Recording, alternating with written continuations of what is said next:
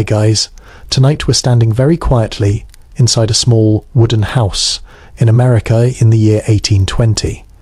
Just as the first thin light of morning slips through imperfect glass and settles across your face, you are not waking up to an alarm or a phone or even silence. You wake the soft scrape of wind against rough boards, the distant cough of someone already stirring, and the faint smell of smoke that never quite leaves the room. This is a country still learning how to be a country, and you are about to live inside one very ordinary day.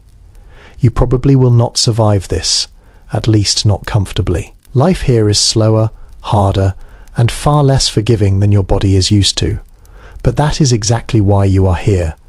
So before you get comfortable, take a moment to like the video and subscribe, but only if you genuinely enjoy what I do here.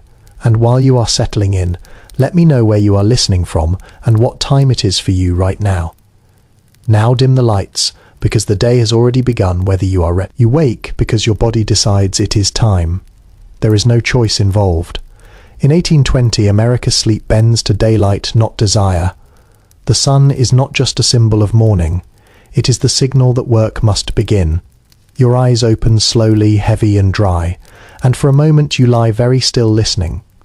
Somewhere nearby, a rooster makes a half-hearted announcement. Outside, a wagon wheel groans in protest. Inside, someone shifts on another bed, or maybe the same one. Bed's not private here. You are sharing this space with family, boarders, or both.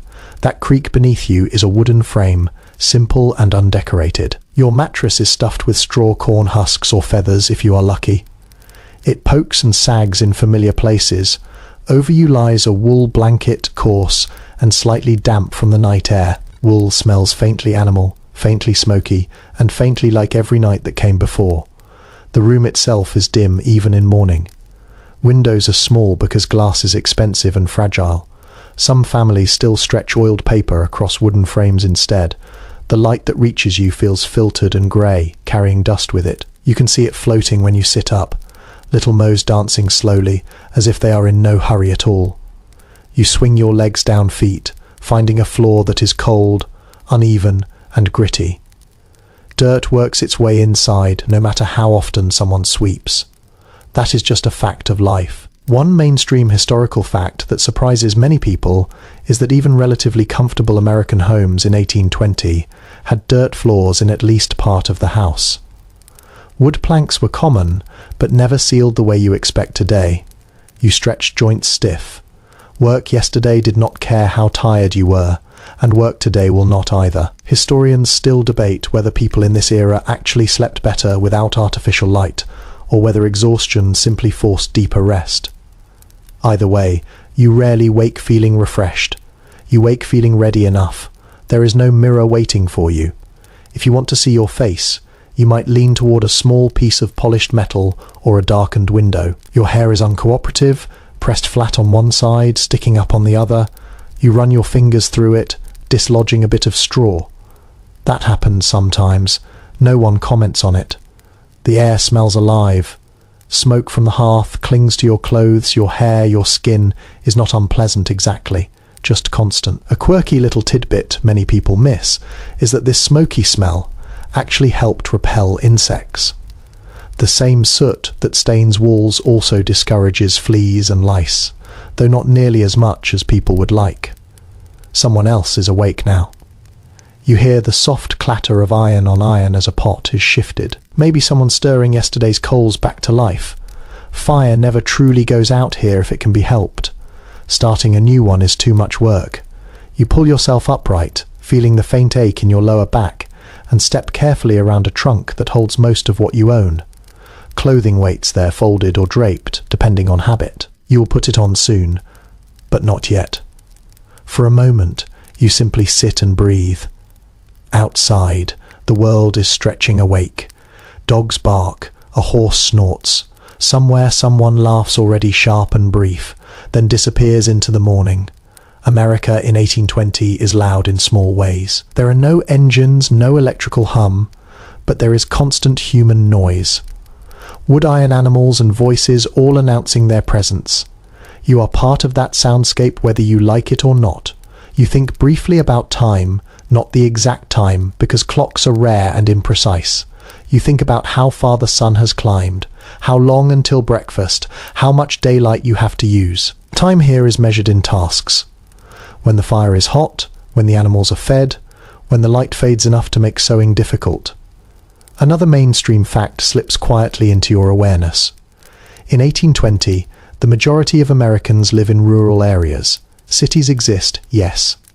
But most people wake up to fields, barns, or small villages. Even if you live near town, the rhythm of agriculture still shapes your day. You stand now, pulling on your first layer of clothing, the fabric cool against your skin. The day presses forward gently but firmly. There is no rushing, but there is no stopping either. You are awake, and America in all its rough, half-built certainty is awake with you. The morning waits. You shift your weight and feel the bed respond with a soft creak, the sound sinking into the walls like it has done 1,000 mornings before. This space where you slept is not really a bedroom in the way you think of one. It is simply a place where sleeping happens. Privacy is thin here, measured more by habit and courtesy than by walls. You look around more carefully now. The room is small, maybe 12 feet across, though no one here would ever measure it that way. It is big enough. That is the only requirement. The ceiling slopes slightly, beams exposed and darkened by years of smoke. Cobwebs gather in corners where no broom quite reaches. You make a mental note to avoid brushing your hair against them. Again, beds are arranged wherever they fit. One in the corner, another pushed against the wall, maybe a trundle bed slid out at night and shoved back under during the day. Children sleep together, sometimes 3 or 4, to a mattress, limbs tangled in ways that would feel impossible if you were not used to it. Adults share beds not just with spouses, but with relatives, guests, apprentices, and travellers passing through. One mainstream historical fact that often surprises people is that bed sharing was normal and expected across social classes in early America. It was not seen as intimate or strange. It was practical. Bodies share warmth. Houses leak cold, space is expensive. You reach down and smooth the blanket more out of habit than necessity. The wool scratches your fingers. Somewhere in the fibres, years of use have left it slightly shiny. Blankets like this are valuable. They take time to make time to clean, time to repair. When they tear, they are mended. When they thin, they are layered. Under the bed, you glimpse a chamber pot tucked discreetly into shadow. You hope you do not need it yet. Nighttime trips outside are cold, dark, and occasionally dangerous. Snakes, uneven ground, and the simple risk of falling all encourage people to stay close to their beds after sunset. The air in the room feels close, warmed by bodies and lingering smoke. You inhale and catch a faint sour note that comes from breath from unwashed skin from damp wool. Cleanliness exists here, but it is relative. Historians still argue whether people in the early 19th century were actually dirtier than modern standards, or whether they simply defined cleanliness differently based on available resources. You sit on the edge of the bed and slide your feet into simple shoes or boots. They are stiff-shaped slowly to your feet over time. Leather cacks softly as you move. You do not wear them indoors out of politeness. But mornings are an exception. The floor is too cold to bother. Someone else clears their throat nearby. There is an unspoken understanding that the day has begun. No one lingers. Lingering suggests laziness, and laziness attracts comment. You rise fully now, standing in the low ceiling room, and stretch carefully so you do not brush your head on a beam. A quirky little detail that rarely makes it into textbooks is how common bedbugs were in 1820 America. They lived in wooden frames, seams of mattresses, and cracks in walls. People accepted this as an irritation of a life, not a scandal. Some families rubbed their bed frames with herbs or even mercury compounds in an attempt to keep them away with mixed and often dangerous results. You glance at the window. Frost has traced delicate patterns along the edges of the glass. Someone has hung a cloth over part of it to block drafts. It flutters slightly as air moves through gaps in the frame. Houses breathe here whether you want them to or not. You gather your bedding and fold it roughly. During the day, beds are not for sleeping. They are for sitting, sewing, sorting, and sometimes eating. Space is reused constantly. The idea of a room reserved only for rest feels almost indulgent. As you carry the blanket to a peg or chest, you pass close to another sleeper just waking. There is no embarrassment, only familiarity. You have heard each other snore, you have seen each other sick, exhausted, half-dressed. Personal boundaries are flexible when survival depends on cooperation. You pause listening to the house. The fire crackles now louder than before. Someone hums under their breath an old tune with no known author. Outside, a door opens and shuts. Cold air rushes briefly through the cracks, carrying the sharp smell of earth and animals. You feel awake now, fully present in your body. There is no scrolling, no checking messages, no easing into the day. You step into it all at once. Bedrooms do not soften the transition between sleep and labour. They simply deliver you from one to the other. As you move toward the door, you feel the weight of the day settle gently onto your shoulders. It is familiar, it is expected. You take one last look at the space where you slept, already transformed into something else, and step forward into the shared life of the house. The day does not wait for solitude. You stand near the chest, now the one that holds nearly everything you own, and you lift its lid with a soft wooden scrape. Inside, your clothes smell faintly of soap smoke and time. Nothing here is accidental. Every garment exists because someone spent hours making it, mending it, and keeping it alive far past what you would consider reasonable. You reach first for a simple linen shirt. The fabric feels cool and slightly rough against your palms. Linen comes from flax, and flax takes patience. Fields planted months ago, stalks pulled by hand fibres soaked, beaten, spun. A mainstream historical fact worth sitting with is that most Americans in 1820 either made their own clothing or knew exactly who did. There is no fast fashion, there is only slow effort. You pull the shirt over your head, the fabric whispering softly as it settles against your skin. It hangs loose, designed for movement and layering rather than style. Buttons are few and often mismatched, replaced as they break. Some are carved bone, others wood. Metal is expensive. Nothing here is decorative without purpose. Next come trousers or a skirt, depending on who you are and how society expects you to move through the day. Either way, the weight surprises you. Wool is heavy, especially when dampened cotton is still becoming common, but not universal. Clothes are built for durability, not comfort.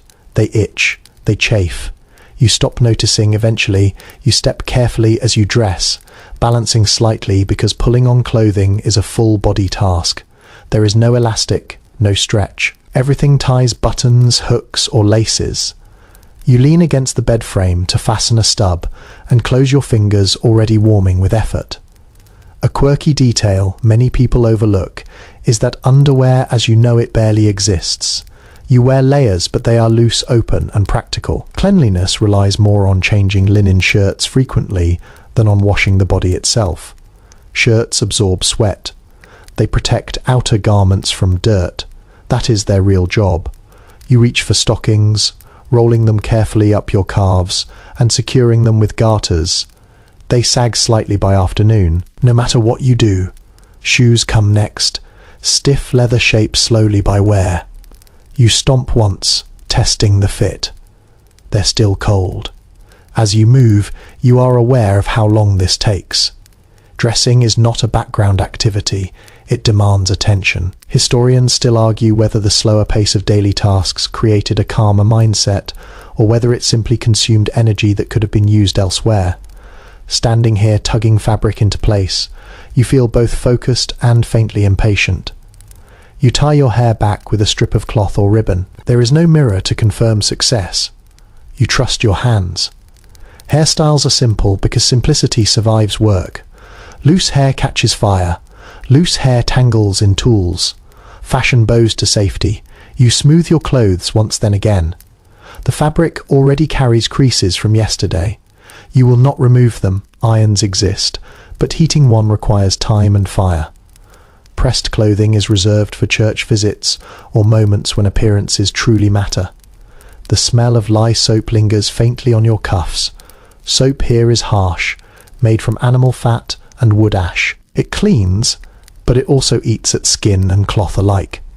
People often complain of cracked hands, especially in winter. Gloves help, but not enough. You glance at others around you as they dress. There is little variation. Clothing signals class and occupation. Clearly a well-cut coat means. Patched elbows mean labour. No one needs to ask what you do. Your clothes answer for you. Another mainstream fact settles quietly into the moment. Bright colours are rare. Dyes fade quickly, and many are expensive. Browns, greys, muted blues dominate. When someone wears red or deep green, it stands out. Colour is noticed here. You adjust a shawl vest or jacket layering against the chill that still clings to the morning. Heat is uneven in the house. Stand too close to the fire and you sweat. Step away and you shiver. Clothing compensates for architecture that has not learned to seal itself yet. A small, almost secret detail is stitched into one of your garments. A patch sewn by someone you know. Maybe you, maybe not. It is uneven but strong. Repair is not failure here. It is responsibility. Clothes tell stories in their seams. You feel the weight of your outfit settle onto you, familiar and grounding. This is your armor for the day. It will protect you from cold, from sun, from sparks and scratches. It will not protect you from exhaustion. As you finish dressing, the house grows louder. Voices rise. A pot clatters. Someone calls a name. The day is gathering speed. You roll your shoulders once, testing your range of motion. Everything fits well enough. Before leaving the room, you glance again at the chest. Inside, like extra shirts, a spare pair of stockings, perhaps a coat reserved for Sundays. That is your wardrobe. It is enough. You step forward, fully dressed, now ready to meet the morning air. And whatever work waits for you beyond the door. You step into the main room just as the fire finally wakes up. Flames licking weakly at first, then gaining confidence as someone feeds it a split log. Morning light mixes with firelight, turning the room a warm, uneven gold. Breakfast is not announced. It simply happens, pulled into motion by hunger and routine. You move automatically, reaching for what needs doing. Maybe you add kindling, maybe you fetch a pot, maybe you slice yesterday's bread with a practiced hand. In 1820 America, breakfast is not a performance. It is fuel taken seriously, but without ceremony. The smell is simple and grounding. Cornmeal warming in an iron pot. Salt pork sizzling, faintly releasing fat that pops and hisses. Coffee, if you have it, smells thin and sharp, often stretched with roasted grains or chori. Tea is rarer and more expensive, saved for special moments or illness. One thing we know for certain is that corn dominates the American breakfast table in this period. Cornbread mushiny or Johnny cake appear again and again, because corn grows well, stores well, and feeds many. Wheat exists, but it is not always reliable, especially on the frontier. You take your bowl when it is ready. There is no fixed seating. People eat where they can, standing, sitting, leaning against the table or hearth. Utensils are few. Spoons are shared and wiped on sleeves. Knives serve many purposes and are never far from hand. The food is hot and you eat carefully. Burns are common and accepted. Blistered tongue is irritating. But breakfast does not wait for comfort. You blow lightly across the surface, then take a mouthful. The texture is coarse, grainy filling. It settles into your stomach with a reassuring weight. A small but fascinating detail often missed is how quiet breakfast can be. Not because people are solemn, but because chewing takes focus. Talking with a full mouth is discouraged. Energy is conserved for the hours ahead. Conversation comes later. You notice how little variety there is. This does not bother you. Familiar food is comforting. It removes decision. M from the morning. People here crave reliability more than novelty. Eating something new too often is a risk, especially when food safety is uncertain. There is still disagreement among food historians about how often people in 1820 actually went hungry. Some accounts describe full tables, others mention gnawing scarcity. The truth likely shifts with region, season, and weather. A bad harvest can turn breakfast into a memory rather than you scrape the bowl clean without thinking. Leaving food behind feels wrong. Waste is personal here. Someone planted this, someone ground it, someone cooked it. You respect that effort by finishing. If meat is present, it is valued. Salt pork, bacon, or dried beef appears in small portions. Fresh meat is rare outside of hunting seasons. Preservation shapes taste. Salt dominates. Smoke lingers. Sweetness is subtle, usually from molasses or honey if you are lucky. Bread is dense and dark. It requires effort to chew. Your jaw works steadily. Muscles already warming. Teeth matter here. Toothaches are feared. A lost tooth changes how you eat, how you work, how you age. You swallow the last bite and feel ready, not energized but prepared. Breakfast does not excite you. It stabilizes you. That is enough. After eating, cleanup begins immediately. Bowls are rinsed, not washed thoroughly unless grease demands it. Water is precious. You carry it from outside or a well, every drop is counted.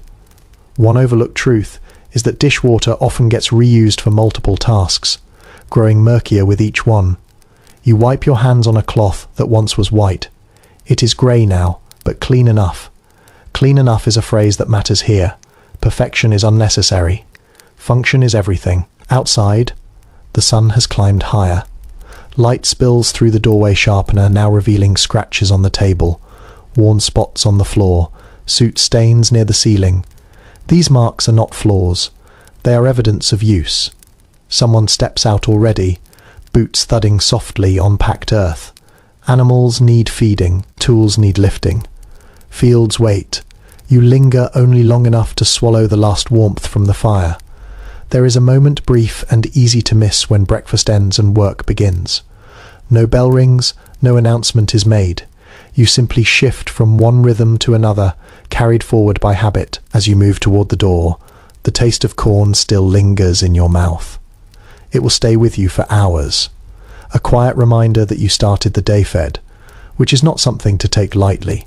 You step outside, stomach, steady hands free, ready to trade warmth for daylight and comfort for necessity. The door closes behind you with a hollow wooden sound, and the morning air meets your face without apology. It is cooler than you expected, even after breakfast, and it carries the damp smell of earth and wood smoke. Somewhere nearby, water waits for you. It always does. You take up the bucket, its handle smooth from years of use, and step carefully across packed ground. Fetching water is not a chore you question. It is simply part of being awake. Every household needs it, and every gallon must be earned. The path to the well or stream is familiar under your feet. Mud clings when the ground is soft. Dust rises when it is dry. You walk with a practiced balance, knowing exactly how fast you can go without sloshing water onto your shoes. Spilled water is wasted effort. One thing beyond doubt is that most Americans in 1820 do not have running water inside their homes. Well springs, rivers, and rain barrels supply everything from drinking to washing to cooking. Even in towns, pumps are communal and often crowded. You reach the well and peer down into cool darkness. The rope cacks as you lower the bucket, listening for the soft splash that tells you it has reached water. You pull steadily, muscles engaging, breath controlled. This is not heavy work, but it is constant. A lesser-known detail emerges here. People often let water sit before using it, allowing sediment to settle. Clear water looks cleaner, even if it is not safer. Germ theory has not arrived yet. Clean is judged by sight, smell, and taste. You lift the bucket and feel the cold seep through the wood. Droplets run down your fingers. You adjust your grip and turn back toward the house. Careful now. Every step matters more with weight in your hands. Inside, water is used sparingly. A small basin waits near the door. You pour just enough to wet your hands and face. The shock wakes you fully. You rub quickly.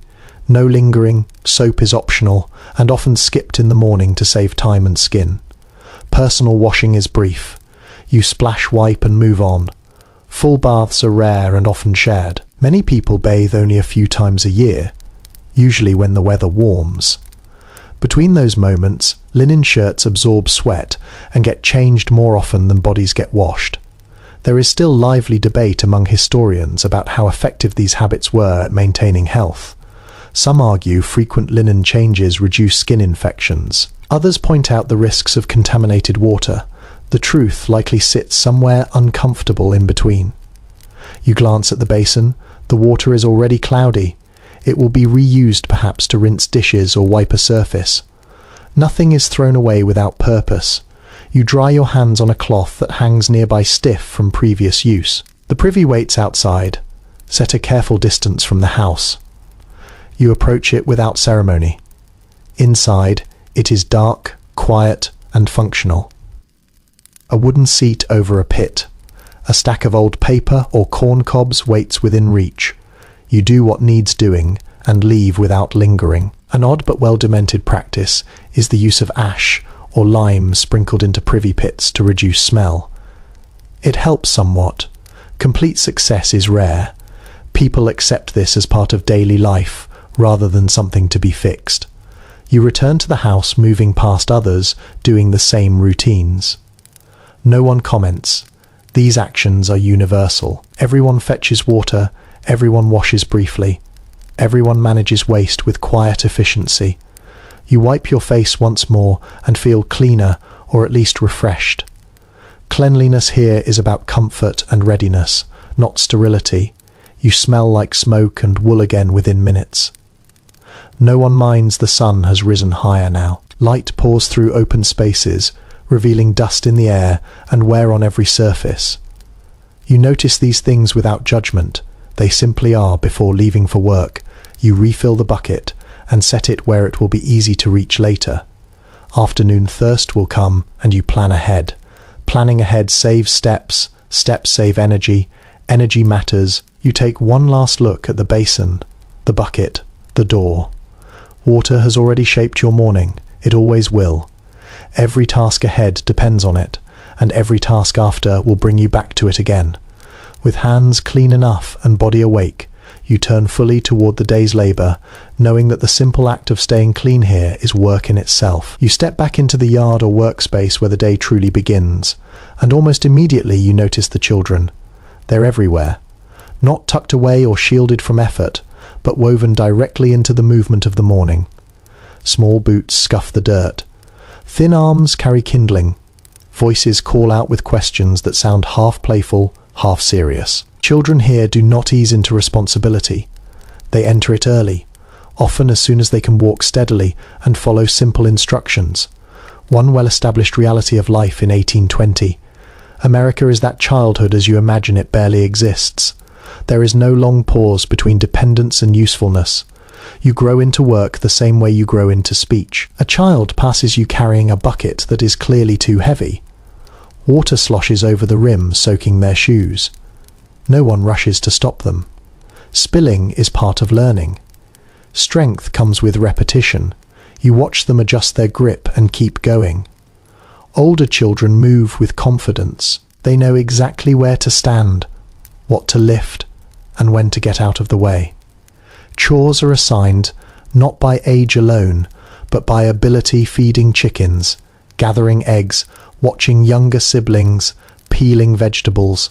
These tasks rotate, teaching flexibility as much as skill. There are lessons everywhere, though few are spoken aloud.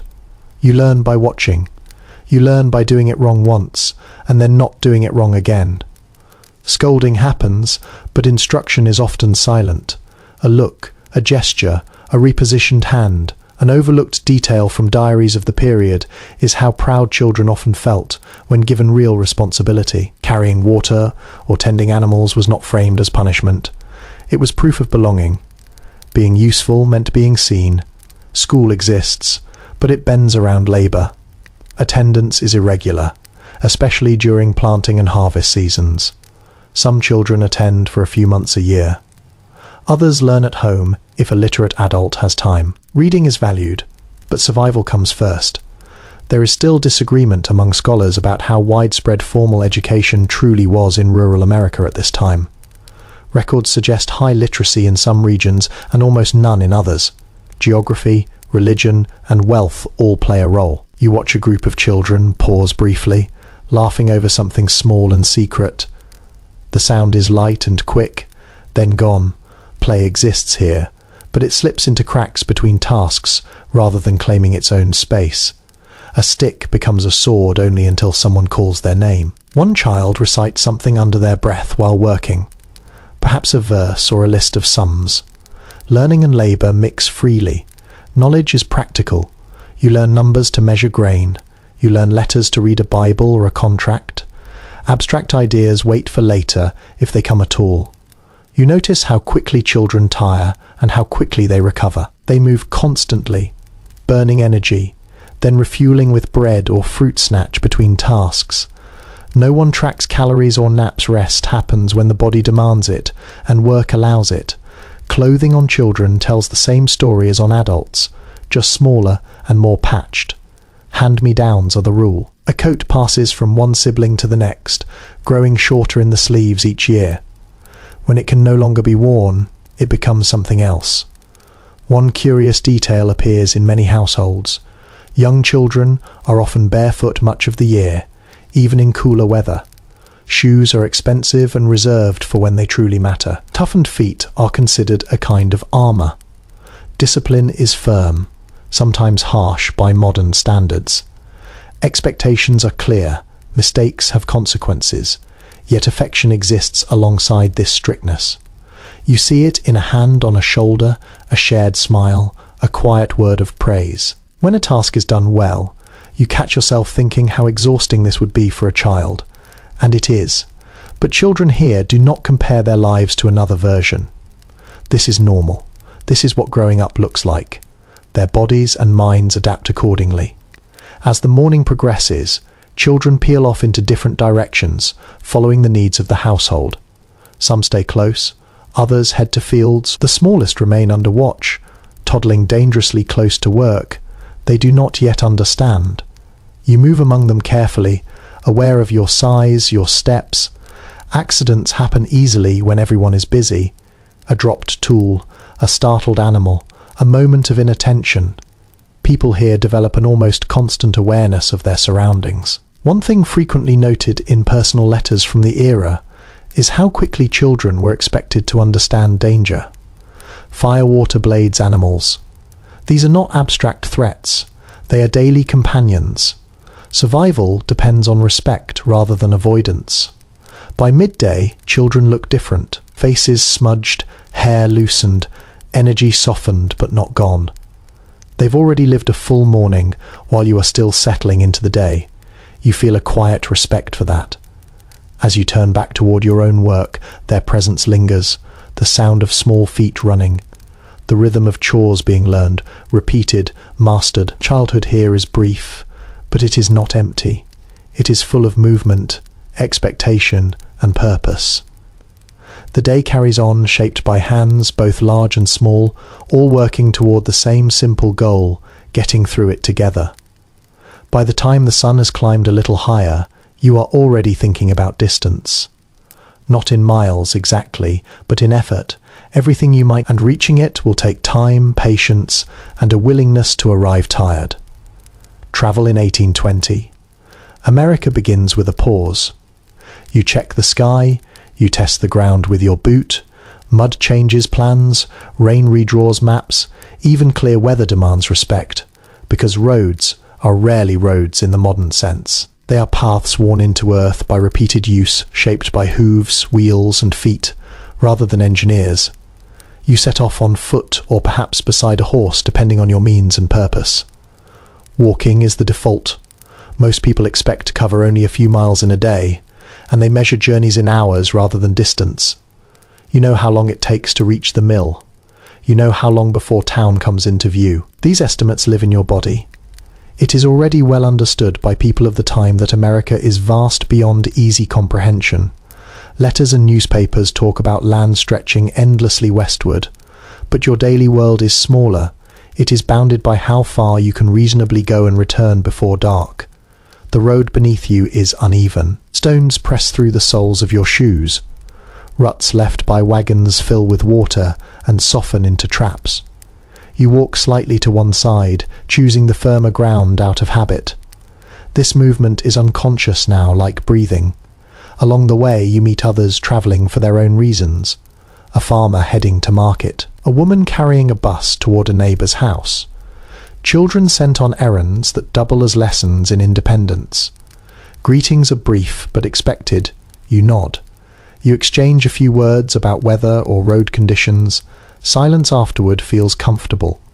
One detail that only becomes obvious once you live it is how exposed travel feels. There are few fences. Fields open directly onto paths. Forests press close. You are always visible and yet strangely alone. Sound carries far. You hear wagons long before you see them. Wheel travel exists, but it is slow and demanding. Wagons creak and groan under weight. Axles break. Wheels sink. Horses tire. A short journey can turn into an ordeal if something goes wrong. Many people prefer walking when they can trusting their own legs over unreliable equipment. There is still debate among historians about whether early American roads were improving or deteriorating during this period. Turnpikes and toll roads appear in some regions smoother and better maintained, while elsewhere paths remain stubbornly primitive. Progress arrives unevenly and often stops just as abruptly. As you walk, you notice the smells change. Damp leaves give way to animal musk near farms. Smoke drifts from distant chimneys. Occasionally, something unpleasant reaches you first, warning of a dead animal or stagnant water ahead. Your senses stay alert without effort. You adjust your pace when a horse approaches, stepping aside to give room. The rider lifts a hand in thanks. These small courtesies matter. Everyone understands how vulnerable travel makes you. A broken leg, a twisted ankle, or a lost horse can strand someone miles from help. There is a quiet tension in every journey, even short ones. You carry what you need, because returning home unexpectedly wastes time. Forgetting something matters more here. You check your pockets by touch, counting familiar shapes: knife, coin, cloth. One improvisation people rely on, rarely mentioned in grand histories, is the habit of memorizing landmarks rather than directions. A bent tree, a split rock, a fence post with a missing rail maps exist. But memory guides most travel. You know where you are because your body recognizes it. You stop briefly to rest, leaning against a fence or tree. There are no benches waiting for you. Rest is improvised. You stretch your calves, roll your shoulders, and listen. Wind moves through branches. Insects hum. Somewhere water runs unseen. As you continue, you think about how rarely people here travel for pleasure alone. Movement has trade, work, obligation, curiosity exists, but it is expensive. Each mile costs energy, daylight, and risk.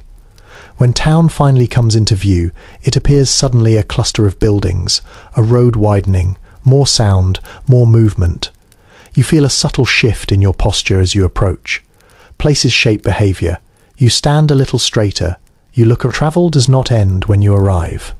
It leaves its mark: dust on your clothes, ache in your legs, a slight edge of alertness that takes time to fade. You carry the road with you into whatever comes next, and already somewhere in the back of your mind, you are calculating the return. How long before sunset? How much energy you have left? The road is never just behind you, it is waiting. By the time you leave the road behind and step fully into the fields, the romance fades quickly. Farming is not a backdrop here, it is the centre of gravity. Even if you do not work the land yourself, your life bends around those who do. Food schedules, money, and even conversation follow the rhythm of crops. You stand at the edge of a field and take in the work waiting ahead. The soil is dark in some places, pale and stubborn in others. It clings to boots and tools alike. Nothing about it looks eager. You will have to persuade it. Most Americans in 1820 live close enough to farming that its success or failure reaches them directly. Even shopkeepers and craftsmen depend on harvest being good. When crops fail, everyone feels it. When they thrive, relief spreads quietly. You take up a tool heavy and familiar, a hoe, a scythe, a plough handle if you are guiding an animal. The wood is worn smooth where hands have gripped it year after year. You adjust your stance without thinking. Poor posture means pain later. The work begins slowly, then settles into rhythm. Lift, push, pull, step, repeat. Muscles warm, breath steadies. The sound of metal biting into earth becomes almost hypnotic. Farming teaches patience, whether you want to learn it or not. There is a detail you only notice after hours of this. Silence is rare. Birds argue overhead. Insects buzz near your ears. Wind moves through crops in waves. Even alone, you are surrounded by sound. It keeps you company. One practical truth people of the time understand deeply is that farming is not just planting and harvesting. It is constant maintenance, weeding, fencing, repairing tools, watching weather. One missed task multiplies later. Animals work alongside you. Oxen move slowly but steadily. Horses require care and rest. You read their moods as carefully as the sky. A tired animal is dangerous, a frightened one even more so. There is still disagreement among agricultural historians about how efficient early 19th century American farms truly were. Some argue yields were surprisingly high due to fertile land. Others point out waste erosion and exhaustion of soil. Standing here, you sense both are true depending on where you look. Sweat builds quickly. It darkens fabric. It stings eyes. You wipe your brow with a sleeve and keep going. Water waits at the edge of the field, carried earlier and guarded carefully. You drink in measured mouthfuls. Too much at once slows you down. A strange but real improvisation appears in many farming communities. People talk to their crops, not as superstition exactly, but as habit. Speaking aloud passes time. It sharpens attention. It makes long hours feel shared. You pause briefly to straighten, feeling your back protest. Stretching is instinctive. Pain is managed, not eliminated. You learn which aches can be ignored and which demand rest. That knowledge keeps you working longer than you think you should. Clothing becomes a second skin here. Dust settles into folds. Sunday warms fabric until it feels alive. By midday, everything you wear moves with you rather than against you. Discomfort fades into background noise. You notice how the field looks different as the sun moves. Shadows shorten, colour sharpen. What seemed flat in the morning now shows depth. Farming trains the eye to read subtle changes. You learn to see growth before it is obvious. When you finally stop, it is not because the work is done. It is because something else must be done now. Animals need tending. Tools need cleaning. Another task waits. Farming never finishes. It only pauses. You lean on the handle of your tool and look across the land. Weeds fewer. Progress is visible but modest. Farming rewards effort slowly. Satisfaction comes in small increments. As you turn away, muscles humming with fatigue, you carry the quiet truth that this labour feeds more than bodies. It shapes time itself. Every meal, every journey, every plan traces back to fields like this. The work stays with you even when you leave it behind. You leave the fields behind and follow a familiar path toward the cluster of buildings that make up the town. It announces itself before it appears. Voices overlap. Metal strikes wood. A dog barks and is answered by another farther down the road. Compared to the quiet persistence of farm labour, this place feels busy, almost restless. The town is small by modern standards, but it feels dense after open land.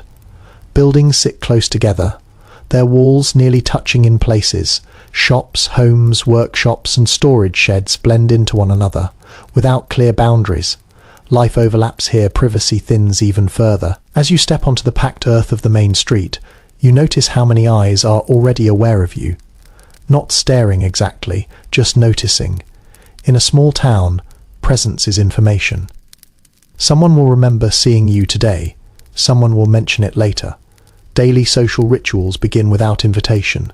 A greeting here, a brief exchange there. You are asked how the crops look, how your family fares, whether you heard about something that happened yesterday or last week.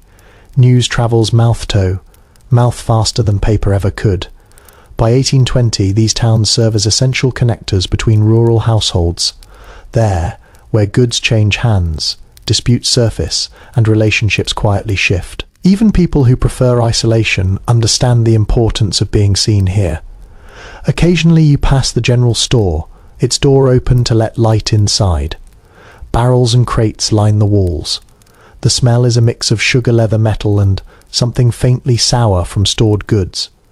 The shopkeeper looks up and nods. That nod carries weight. Credit depends on memory and reputation. Inside, conversations pause and resume around you. Nothing is private. Even whispered words have a way of travelling. You choose your tone carefully. You do not complain loudly. You do not boast. Moderation keeps life smooth. A detail you only grasp by living it is how performative politeness becomes. You smile even when tired. You listen even when you already know the story. Refusing these small rituals would mark you as difficult or worse, untrustworthy. Children dart between adults sent on errands or simply watching. They absorb everything. Who speaks with authority? Who is avoided? Who owes whom? Town life teaches social lessons without instruction. There is still disagreement among social historians about whether small-town life was comforting or oppressive. Some accounts describe deep belonging and mutual aid. Others reveal constant scrutiny and pressure to conform. Standing here, you feel both at once. You step aside as a wagon rolls through wheels, bumping over ruts. The driver calls out a greeting to several people without stopping. Names are exchanged like currency. Everyone knows everyone, or knows of them. Near the centre of town, a notice is posted. You pause to read it if you can. If you cannot, someone nearby reads it aloud. Notices announce auctions, meetings, lost animals, or new laws. They are brief and authoritative. There is no space for explanation. An odd but telling practice emerges here. People often gather near these notices, even after reading them, lingering to discuss implications. The real meaning of news is negotiated in conversation, not text. You stop at a workshop where a craftsperson works with steady focus. The sound of tools rings sharply. You watch for a moment, appreciating the skill. This is entertainment as much as necessity. Watching work teaches as much as doing it. As midday approaches, the town shifts again. Some people disperse back to fields. Others settle into tasks that will carry them through afternoon. A few linger, stretching conversations longer than needed. Time behaves differently here, elastic and social. You feel the subtle pull of expectation. If you stay too long, questions arise. If you leave too quickly, it is noticed balance matters. You exchange final words, promise to return something, ask after someone's health. Before leaving, you glance back once. The town continues without pause. Life here is not dramatic, but it is constant. Small interactions layer over time, building something durable and sometimes heavy. As you walk away, the sounds fade gradually. Voices blur into wind, metal into birdsong. You carry with you the knowledge that while fields feed bodies, towns feed relationships. Both demand attention. The path opens again with it a brief sense of space. But the town remains present in your thoughts, what you said, what you heard, what you might hear next time. Even alone again, you are never entirely separate from the social web you just stepped out of. The closer you move toward the heart of the city, the more your senses have to work at once. Sound arrives first. Wheels rattling over stone, voices layered on top of one another, someone shouting prices, someone else laughing too loudly. It is not chaos exactly, but it never settles. Cities in 1820. America feel compressed, as if too much life has been folded into too little space. Buildings rise higher here, stacked close together, their upper floors leaning slightly inward like they are listening. Streets' narrow light struggles to reach the ground, and when it does, it reveals things you might prefer not to notice. The smell hits next. It is sharp, sour, and thick. Waste animals, cooking food, smoke, sweat, all mixed together. You breathe shallowly at first, then stop noticing as much. People who live here learn quickly which scents signal danger and which simply signal density. You step carefully, watching your footing. Streets are uneven and often slick. Rain does not drain well. Refuse collects where it can. Pigs wander freely, rooting through scraps, performing a strange kind of sanitation. You step aside to let one pass, its bristles brushing your boot. Nobody living here finds this arrangement especially odd. Animals belong in cities because they serve a purpose. They eat waste. They provide food later. Separation between human and animal life is far less strict than you expect. You pass a row of houses with shops below and families above. Windows are open despite the noise. Air must move inside. You glimpse tables, tools, children leaning out to watch the street. Life spills outward here because there is nowhere else for it to go. One reality you quickly absorb is that early American cities are young and unfinished. Infrastructure lags behind population. People arrive faster than systems can be built. Water sources are shared, waste removal is inconsistent. Fire is a constant fear. You hear it mentioned casually in conversation. A building lost last year. A whole block gone the year before. Fires are common enough to be discussed the way you might discuss storms, inevitable, dangerous, out of anyone's full control. You pause near a street corner where vendors cluster. Someone sells bread.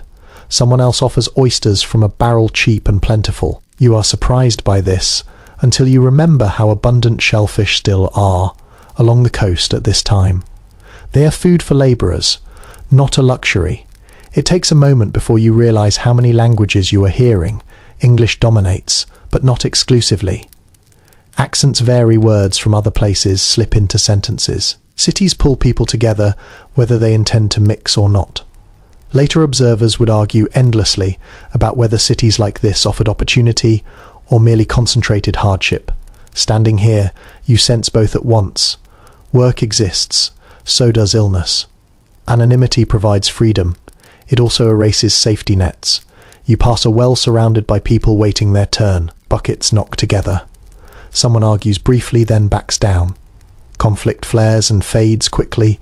Here there is always another witness, always another distraction. Children run past you barefoot, despite the filth, navigating obstacles with astonishing ease.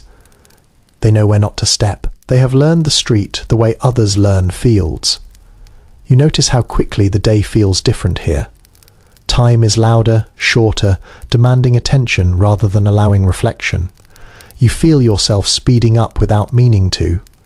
As you move deeper, the air grows warmer, trapped between buildings. Sweat forms quickly. You wipe your neck and keep going. Stopping too long invites notice, and notice invites questions. Eventually, you turn down a side street, letting the noise soften. Even here, it never fully disappears. Cities hum constantly like something alive and restless beneath your feet. When you finally emerge back toward open space, your ears ring slightly from the change. You breathe deeper again. The city releases you reluctantly, already pulling at the next person stepping in. You carry its weight with you for a while. The smells cling, the sounds echo. Urban life leaves an imprint even if you do not stay long. And as you walk away, you understand why people speak of cities with both excitement and dread. They offer everything at once and they demand something in return. You step away from the crowded streets and into a workshop where the air feels thicker, shaped by effort rather than movement. The door closes behind you, muting the outside world to a dull murmur. Inside, sound becomes precise. Hammer on metal, saw through wood, a steady rhythm that tells you work is happening exactly as it should. Workshops are everywhere in 1820 America. Blacksmiths, coopers, weavers, shoemakers, printers. These spaces produce the objects that make daily life possible. Nothing arrives finished from far away. Nearly everything is made repaired or adjusted by hand within reach of where it will be used. You pause near the entrance, letting your eyes adjust. Light comes from windows placed carefully to catch the sun. No one wastes it. Candles are reserved for later. Every surface shows signs of use. Scratches, burn marks, shavings gathered in corners. The craftsperson barely looks up. Their hands know what to do without supervision. Tools hang where they can be reached without thought. Muscle memory guides each movement. Watching this feels calming, almost meditative. You notice how much of the work depends on sound. The ring of metal tells the smith when it is ready. The scrape of a plane tells the carpenter how the grain runs. Sight helps, but listening matters just as much. It is simply understood that skill takes years to build. Apprentices begin young, often living with their masters. They sweep floors, carry materials, and slowly earn trust with tools. Learning happens by repetition, correction, and long hours. One thing you might not expect is how social these spaces are. People come and go, questions are asked.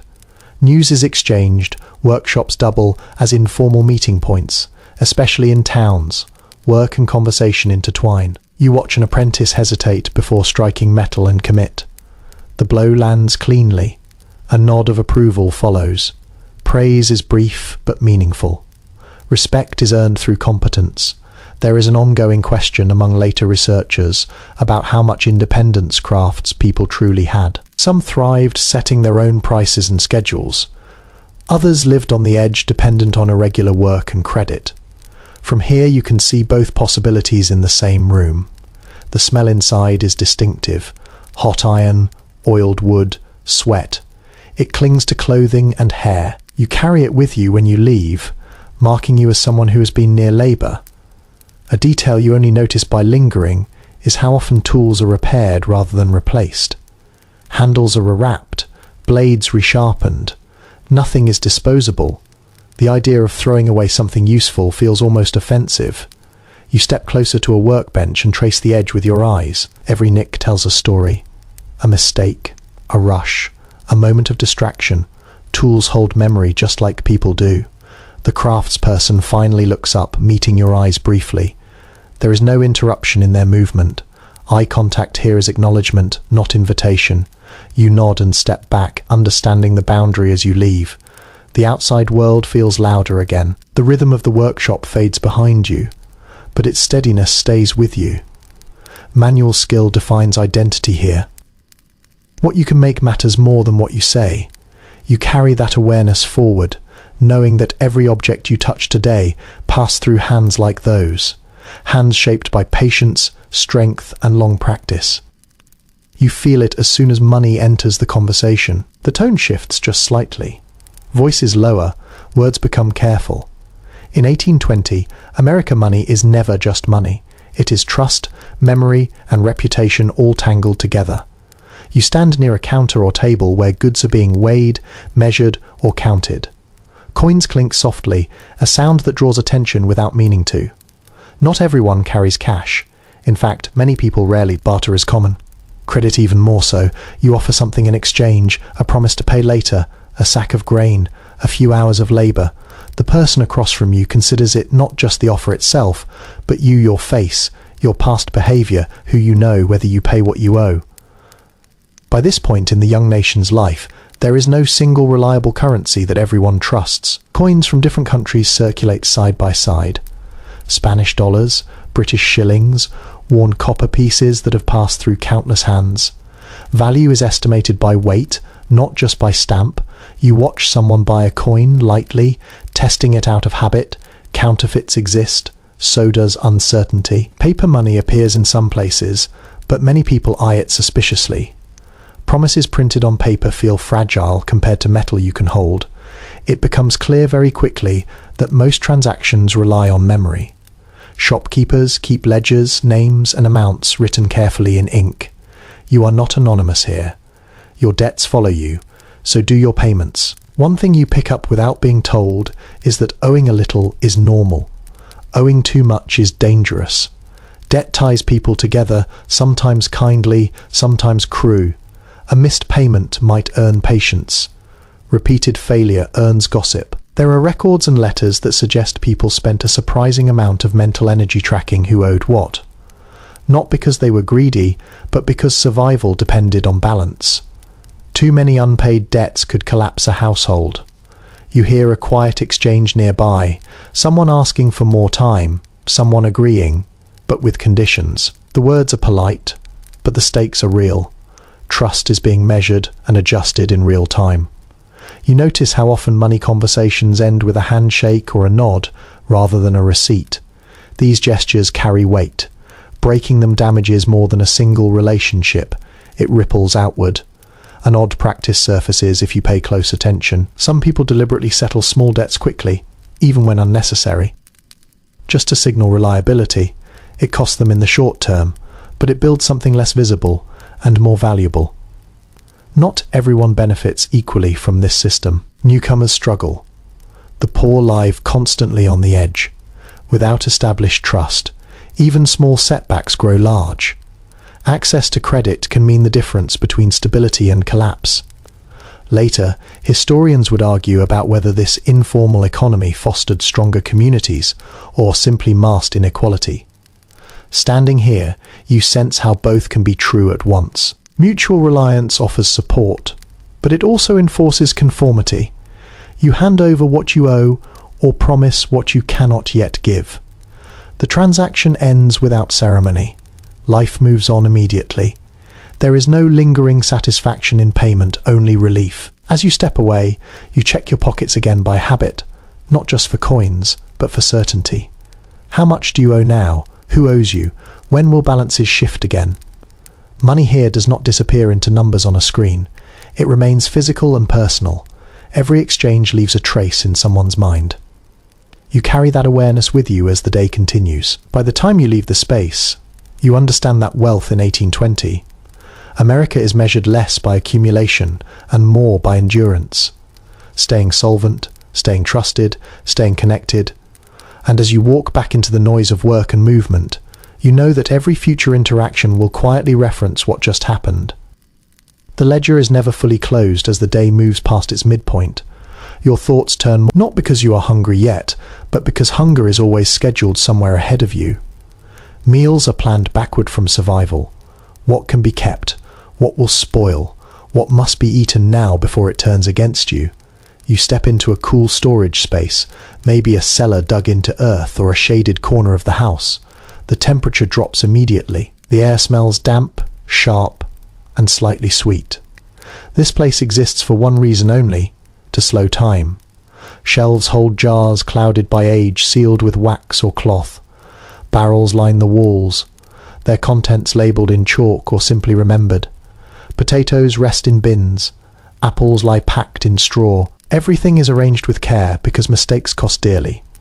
You have learnt without anyone needing to explain it which foods lust and which demand attention. Fresh milk must be used quickly or turned into something else. Meat must be salted, smoked or dried. Vegetables survive only with help. Preservation is not a technique here. It is a mindset. You lift a lid and peer inside a crock. The smell tells you immediately whether it is safe. Your nose has been trained over years. Sour can be good or bad depending on the food. Mold sometimes means scraping and continuing.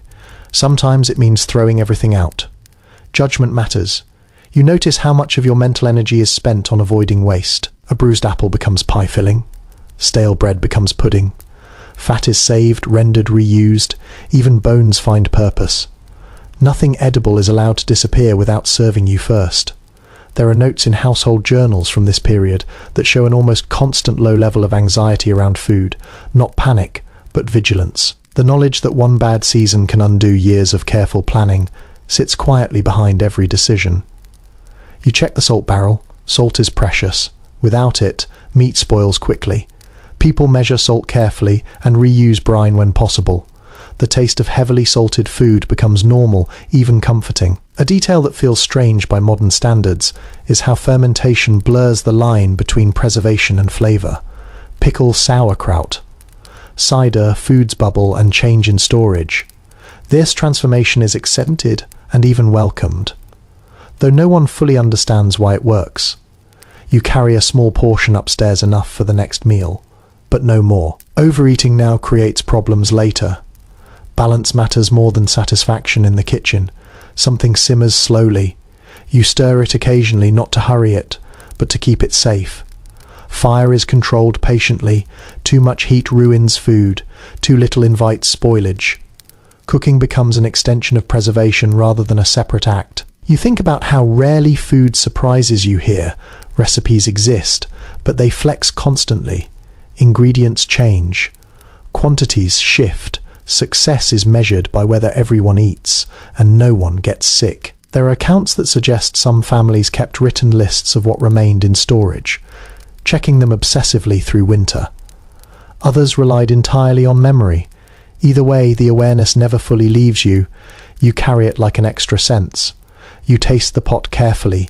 The flavour is muted but nourishing. Salt, fat, something grown months ago still sustaining you now. You add nothing fancy. Fancy costs too much attention. When the meal is ready, it feels less like an event and more like maintenance. You eat steadily, appreciating fullness rather than excitement. Conversation drifts, but never strays far from practical matters. Weather, supplies, plans. Afterward, you clean quickly. Leftovers are cooled and stored properly. Warm food spoils faster. You know this without needing proof. Experience teaches better than theory. As you move away from the table, you glance once more toward the storage space. Its quiet presence reassures you. It holds not just food, but time itself stretched carefully, so the future remains possible. The day presses on, but you do not fear the next meal. For now, you are prepared. As afternoon settles in, the body begins to notice itself more. A dull ache in the joints, a heaviness behind the eyes, small signals that something is not quite right or soon might not be. In 1820, health is something you manage quietly, often at home, and usually without when sickness appears, it rarely arrives dramatically. It seeps in. A cough that lingers, a fever that rises slowly, a pain that does not fade overnight. You take note, but you do not panic. Illness is familiar here. Everyone carries memories of it. You sit or stand near the hearth while someone prepares a remedy. A tea brewed from dried leaves, a pus made of herbs and fat. These treatments come from tradition, observation, and hope. You trust them because they are all you have. Doctors exist, but they're not always nearby or affordable. Many people see one only when things become serious. Even then, outcomes are uncertain. Medical knowledge is uneven, and treatments vary widely depending on training and belief. You have learnt which signs demand attention and which can be ignored. A high fever worries you. A sore muscle does not. Experience shapes judgment more than instruction. There is a small cabinet or box where remedies are kept, bottles with handwritten labels, powders wrapped in paper, a lancet tucked carefully away. You know what each one is for, even if you do not fully understand how it works. Bleeding is common, so is purging. These methods feel extreme, but they are accepted as ways to restore balance. The body is seen as something that can become overloaded and must be relieved. Relief matters more than comfort. You notice how people watch one another closely when someone is ill, colour in the face. Steadiness of movement, appetite. Small changes draw attention. Care is communal even when treatment is private. An unusual practice that surprises many later readers is how often families relied on women as primary medical decision makers. They gather knowledge through repetition, passing it down quietly. This authority is rarely formal, but it is deeply trusted. You rest when you can, but rest is negotiated with necessity. Chores still need doing. Animals still need care. Illness slows you, but it does not stop the world. You move more carefully, conserving strength. There are moments when fear surfaces, not loud fear, but a tightening in the chest. You remember others who didn't recover. A neighbour, a child, a parent. Death is close enough to be personal. Yet you also remember recoveries. Fevers that broke, coughs that faded, bodies that endured more than seemed reasonable. This memory steadies you. You drink water slowly, you eat lightly, you follow advice that has worked before. There is no guarantee, but there is routine, and routine brings comfort. As the afternoon light shifts, you feel either slightly better or no worse. Sometimes that is victory enough. You carry on aware of your limits, adjusting pace and expectation.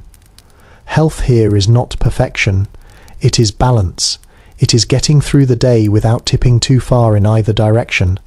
And as evening approaches, you take quiet satisfaction in having managed yourself well enough to continue. As the afternoon stretches on, you become more aware of the work that never announces itself. It does not clang like a hammer or cut into earth with a blade. It moves quietly through rooms and yards, binding the household together without ever fully stopping. Much of this labour falls to women, though no one pauses to label it that way. It is simply assumed. Cooking blends into cleaning, cleaning blends into mending, mending blends into caring for children. the sick, the elderly. The day fills itself. You watch hands move constantly. Dough kneaded while a pot is stirred. A baby rocked with one foot while cloth is folded. Tasks overlap because they must. Time is too valuable to give anything your full attention alone. Clothing appears torn and then whole again without ceremony. A needle flashes. Thread pulls tight. A tear that might have ended a garment instead becomes a memory hidden in the seam. This work happens by firelight at night, by window light during the day whenever there is a moment to spare. You notice how much planning lives behind these motions. Meals coordinated with fuel supply, washing delayed until enough clothes justify heating water, soap rationed, candles saved. The mental effort behind the physical effort never truly rests. There are journals and letters from this era that quietly reveal how exhausting this constant responsibility could be. Not dramatic exhaustion, but a steady wearing down, days blur. Weeks pass, measured by what has been used up and what remains. Children move in and out of this orbit, learning by proximity. A girl handed a smaller task. A boy taught to hold something steady. Skills are absorbed long before they're acknowledged. There is little public recognition for this work, but its absence would be immediately felt. A missed meal, a sick child, unattended, clothing left unrepaired. The household would unravel quickly without this steady attention. You see, moments of creativity emerged despite constraint. A bit of ribbon, save for Sunday. A recipe altered to make something familiar feel new. These small acts matter more than they appear to. Fatigue shows itself in posture. Shoulders slump briefly, hands pause. A deep breath taken before continuing. Rest is not scheduled. It is stolen in seconds when possible. Authority within the household often rests here as well, though quietly. Decisions about food health and daily order carry real power. It is exercised without announcement, reinforced by experience rather than title. As the light outside begins to soften, this work does not slow. Evening brings its own demands. Supper preparation, cleaning again, children guided towards sleep. The cycle tightens rather than loosens. You feel the weight of this rhythm even if you are not the one carrying it. It shapes the emotional tone of the home. Calm or tension spreads from it outward. By the time dusk approaches, the labour that holds everything together has already been underway for hours. It will continue long after louder work ends. And though it rarely leaves records or monuments, you sense its importance clearly. Without it, nothing else you have seen today would function at all. By late afternoon, you notice how the men around you carry themselves differently. Shoulder-squared movements, economical words chosen sparingly. Strength is currency here, but not the loud kind. Endurance matters more. The ability to keep going without complaint earns quiet respect. You see it in how tools are lifted, not hurried, but steady. In how injuries are acknowledged with a glance, and then ignored pain exists, but drawing attention to it feels unnecessary, even risky. Others depend on you. Weakness slows everyone down. Masculinity in this world is built through repetition, doing the same hard thing again and again until it becomes part of you. Ploughing straight lines, carrying loads without shifting grip, standing through long conversations without leaning. These small behaviours signal reliability more than bravado ever could. You hear stories exchanged while working, not emotional confessions, but accounts of storms, survived distances, walk jobs finished against odds. These stories are not embellished. Exaggeration invites doubt. Precision earns trust. There is an unspoken expectation that men know their limits, but do not advertise them. Asking for help is acceptable when necessary, but asking too soon raises eyebrows. You learn to judge carefully when silence serves you and when cooperation matters more. Physical appearance reflects this ethic. Clothing is worn, not styled. Hands are scarred and calloused. These marks are not hidden. They function as proof. You have worked. You belong here. You notice how boys watch closely, absorbing these cues long before they are named. They adjust their posture, unconsciously imitate tone, test themselves in small ways. Masculinity is taught through observation rather than instruction. At the same time, there is room for gentleness, though it is expressed quietly. A man checks on an animal with surprising care. Another lifts a child with practiced ease. These moments pass without comment. Kindness does not require explanation. Some men drift uneasily at the edges of this ideal. Those who cannot work consistently due to illness or age. Those whose skills lie elsewhere. Their place is less certain. Communities make accommodations, but tension lingers. As the sun lowers, fatigue deepens, muscles stiffen, breath comes heavier. Still the work continues until light dictates otherwise. Stopping early feels wrong even when no one is watching. You sense how identity here is fragile, constantly reinforced through action. A few bad days can damage reputation. A season of strength can restore it. Nothing is fixed. Everything must be proven again tomorrow. When the final task is finished, there is no celebration.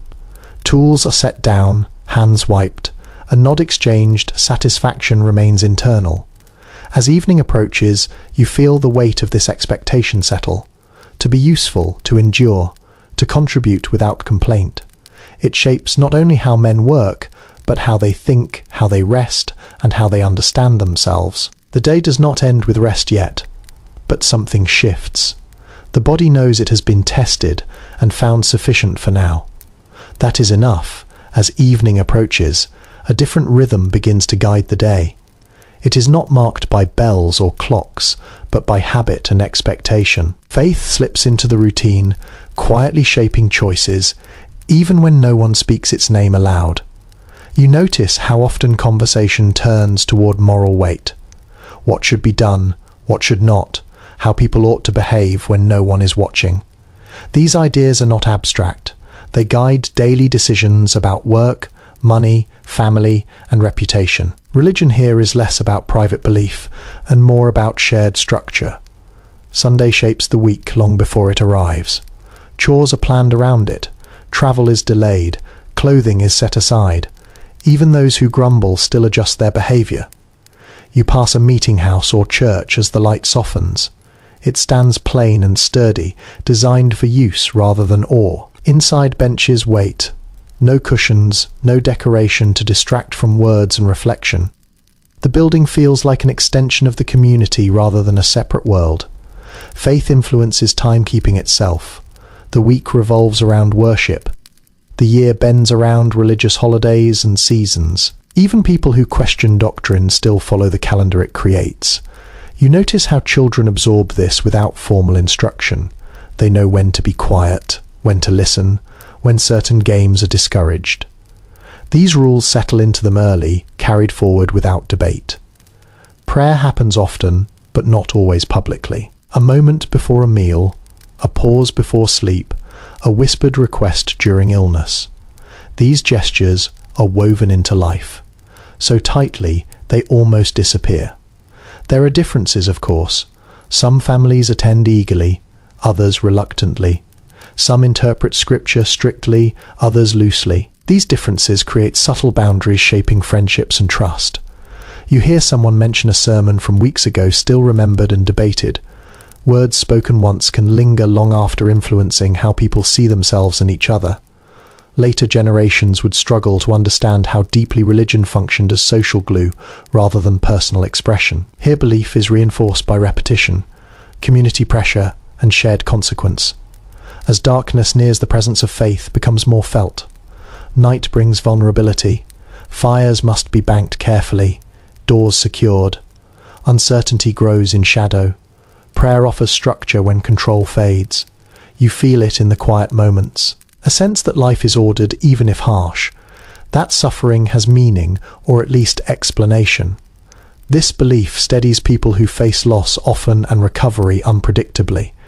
As lamps are lit and voices soften, faith does not announce itself. It simply remains in habits, in language, in expectations carried forward into another day. You do not need to believe every word to feel its influence. It shapes the world around you regardless. And as the evening deepens, you move within that structure without resistance, guided by patterns older than anyone present.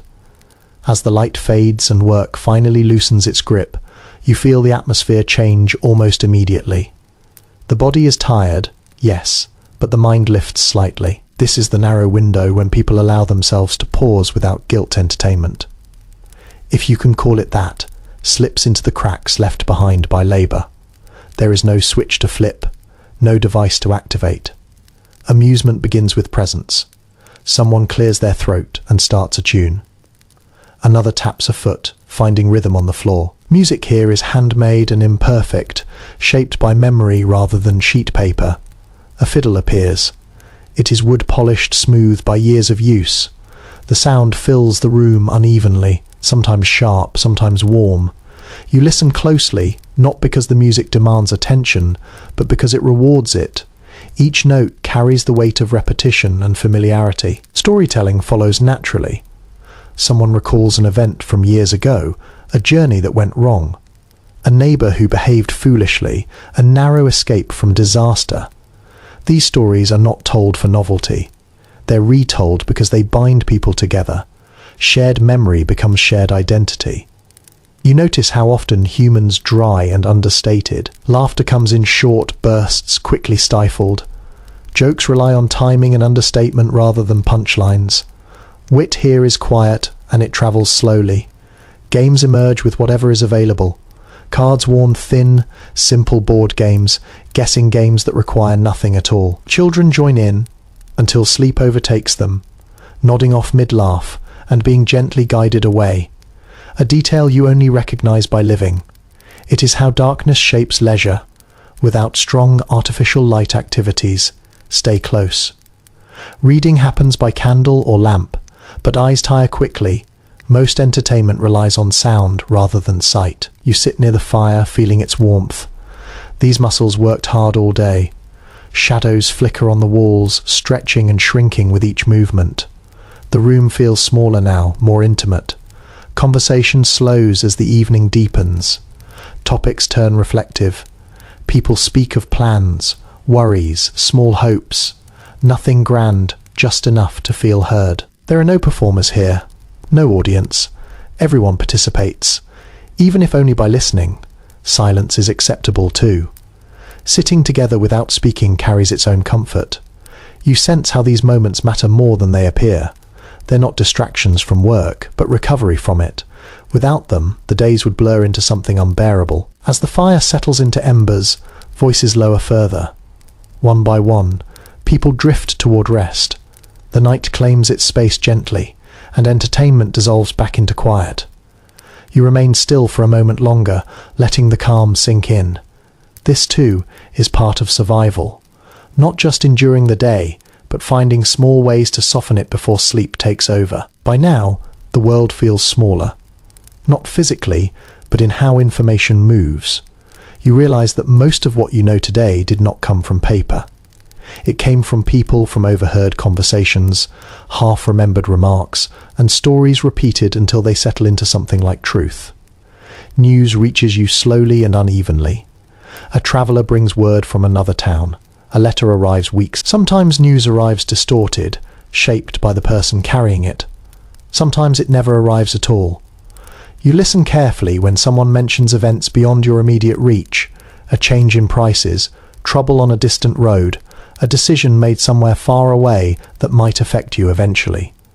These fragments matter because they help you adjust expectations. Printed newspapers exist, but they are not constant companions. One might pass through many hands before falling apart. You read it aloud if others cannot. Articles blur together. Dates feel abstract. What matters most is how the news fits into your own life. You notice how quickly information turns into interpretation. A simple fact grows opinions almost immediately. People compare it to what they already believe. Agreement and doubt form side by side. Conversation becomes the filter through which everything passes. Gossip fills the gaps, not always malicious, though it can be. Sometimes it is simply curiosity without context. Who is struggling? Who might leave? Who has been seen speaking with whom? These details travel faster than official announcements. You learn to read tone as much as content. Hesitation suggests uncertainty. Confidence suggests either knowledge or performance. You decide what to trust based on who is speaking rather than what is said. Children absorb this too, listening quietly from corners. They learn which voices carry weight and which fade quickly. Social awareness develops early here, shaped by necessity rather than instruction. As evening deepens, conversation turns reflective.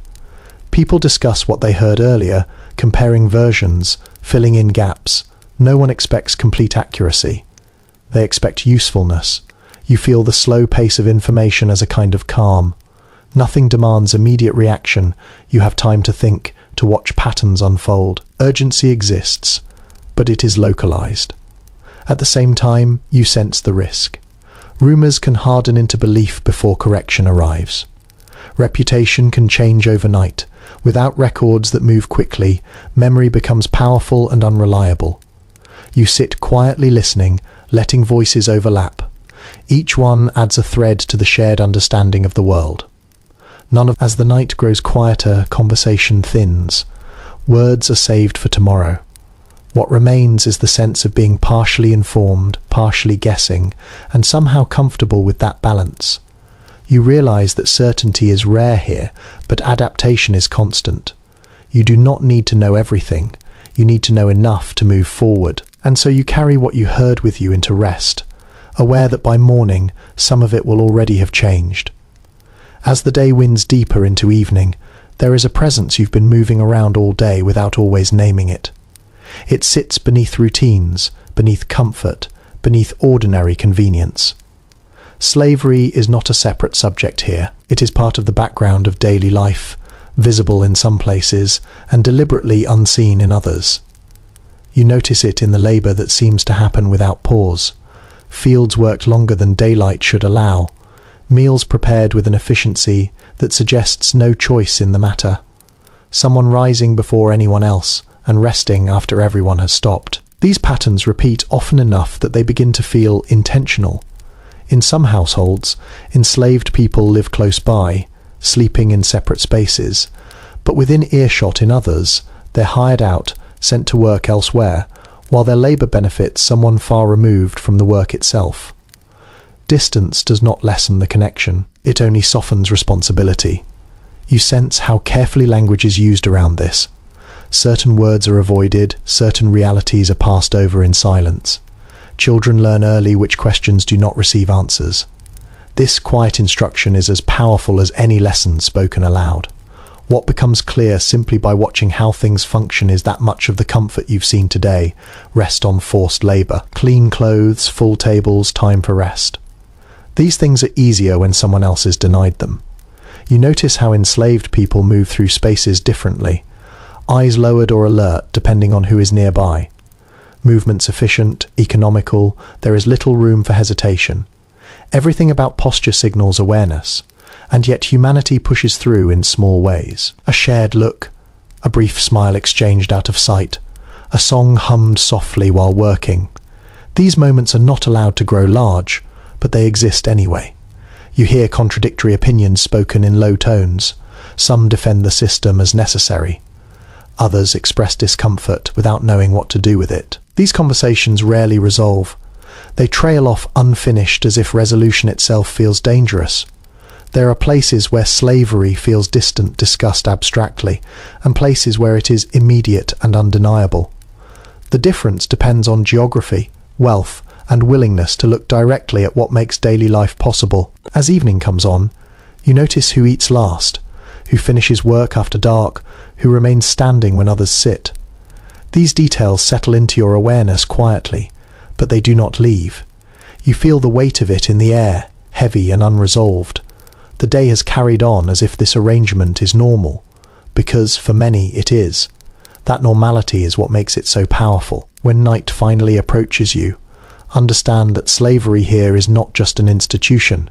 It is a daily condition shaping time, labor, and silence.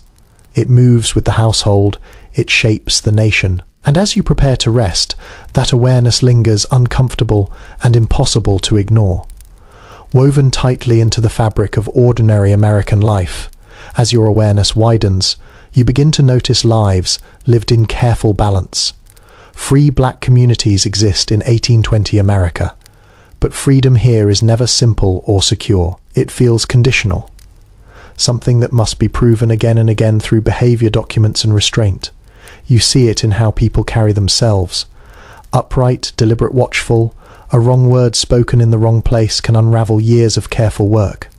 Safety depends on reputation and constant awareness of who is listening. Free black families build lives where they can, often on the edges of towns or in tightly knit neighborhoods. Houses stand close together, not just for economy, but for protection. Community offers strength that the wider society often withholds. Work opportunities are limited and carefully chosen. Skilled trades offer some stability, but access is uneven. Labour is accepted more readily than authority. Independence exists, but it is fragile and easily challenged. You notice the importance of papers. Proof of freedom is carried, shown, guarded. A missing document can invite disaster. The anxiety never fully lifts, even in familiar places. Education matters deeply here. Reading and writing open doors. Even if only slightly, churches and mutual aid societies become centres of learning support and quiet resistance. These spaces feel alive with purpose. There is pride here, though it is rarely displayed openly. Achievements are shared within the community. Success is celebrated, carefully mindful of envy and scrutiny from outside. At the same time, dangers never far. Laws change, enforcement varies. What is tolerated one year may be punished the next. Stability depends on forces beyond individual control. You hear stories of people who moved, often staying ahead of shifting threats. Others stay rooted, believing visibility and contribution will protect them. Both choices carry risk. As evening deepens, you sense the tension between hope and caution. Dreams are held close. Plans are shared selectively. Trust is built slowly. You realize that freedom here is not absence of chains. It is constant negotiation. Every step taken is measured, every word weighed, and yet life continues. Families gather, meals are shared, songs are sung softly. Children are taught to navigate the world with awareness and dignity. You carry this understanding with you as the night settles. Freedom exists here, real and meaningful, but never unguarded. As the evening deepens, you become aware of another presence that threads quietly through daily life, often at the edges of conversation and action. You do not see it clearly at first. You sense it in pauses, in careful glances toward the horizon, in the way certain places are spoken about with caution. Native people are not distant figures here. They are nearby, encountered through trade, travel, memory, and tension. Sometimes you meet them directly. Sometimes you encounter only the traces they leave behind. A path worn differently, a stand of trees left untouched, a story told with uncertainty. You notice how names linger. Rivers, valleys, hills carry words that do not belong to English. People use them without always knowing their meaning. These names feel older than the houses around them, rooted more deeply in the land. Trade creates moments of contact, skins exchanged, tools compared, information passed quietly. These exchanges are practical and wary, shaped by long experience. Trust exists, but it is narrow and conditional.